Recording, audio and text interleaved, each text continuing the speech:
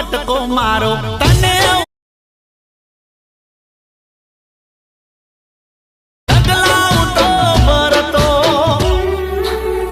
મિત્રો ડેમોની અંદર તમે જે વિડીયો જોશે તે વિડીયોની ફરમાઈશ યુટ્યુબની અંદર ભાઈને આવેલી હતી રામુલાલ ઠાકોર અને અહીંયા આગળ તમે જોશો મિસ્ટર રાહુલ યુટ્યુબર આ બે ભાઈની ફરમાઈશ હતી રાકેશ બારોટનું જે ન્યૂ સોંગ છે તેની ઉપર અને આ ભાઈએ તો સોંગનું નામ પણ લખેલું હતું. જો આવી રીતે તમારો કોઈ પણ સોંગની ફરમાઈશ હોય તો પણ નીચે કમેન્ટની અંદર લખી દેજો, તેની અંદર આપણે ફૂલ પ્રોજેક્ટ બનાવીશું. તો આજે આ ભાઈએ જે સોંગ મોકલ્યું હતું જે રાકેશ બારોટના નવા સોંગ ઉપર તો આપણે એક ફૂલ પ્રોજેક્ટ લઈને આવી ગયા છીએ 3D સ્ટાઇલની અંદર.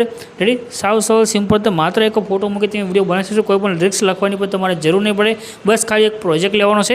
પ્રોજેક્ટ કઈ રીતે લેવો તો પ્રોજેક્ટ લેવા માટે તમારે આવી જવાનું છે ગૂગલની અંદર. તમારા ફોનમાં જે ગૂગલ છે તેને ઓપન કરી ખાલી આનું નામ લખવાનું છે અલ્પેશ ક્રિએશન 01. રેડી આવું લખીને તમે ખાલી જો સર્ચના આઇકન ઉપર ક્લિક કરશો તો નીચે તમને આ જો લખેલું આવી જશે અલ્પેશ ક્રિએશન 01. આના પર ક્લિક કરજો. ક્લિક કરશો તો સાઇટ આવશે, સર્ચનું આઇકન મળશે, એના પર ક્લિક કરીએ કોડ લખવાનો તમારે રહેશે. કોડ છે 1126. સર્ચના આઇકન ઉપર ક્લિક કરવાનું છે તો નીચે તમારી પાસે ટાઇટલ કોડ થંબનેલ આવે છે, આના પર ક્લિક કરી દેવાનું છે. આગળ તમે ક્લિક કરશો તો ખુલી જશે અને ઉપરની તરફ કરી તમારે છે નીચે જવાનું રહેશે. થોડાક તમે નીચે આવશો તમને આગળ બટન જોવા મળશે ફૂલ પ્રોજેક્ટ, આના પર ક્લિક કરી દો એટલે તમારી પાસે ફૂલ પ્રોજેક્ટ એડ થઈને આવે છે. બસ પ્રોજેક્ટ એડ કર્યા પછી ખાલી એક ફોટો મૂકી તમારો વિડીયો બને છે. નીચે જે ઇનપુટનું બટન છે એના પર ક્લિક કરી દો અને પ્રોજેક્ટને તમારે ઓપન કરી લેવાનો છે. તો પ્રોજેક્ટ ઓપન કરશો તો આ રીતે ખુલીને આવશે. આના ઉપર તરફ કરી નીચે જવાનું છે. અહીંયા આગળ તમને ઇમેજ દેખાઈ રહ્યો છે એના પર ક્લિક કરી કલરની ફિલ્મમાં જવાનું છે. નીચે જે નંબર છે નંબર પર ક્લિક કરી દેવાનું રહેશે.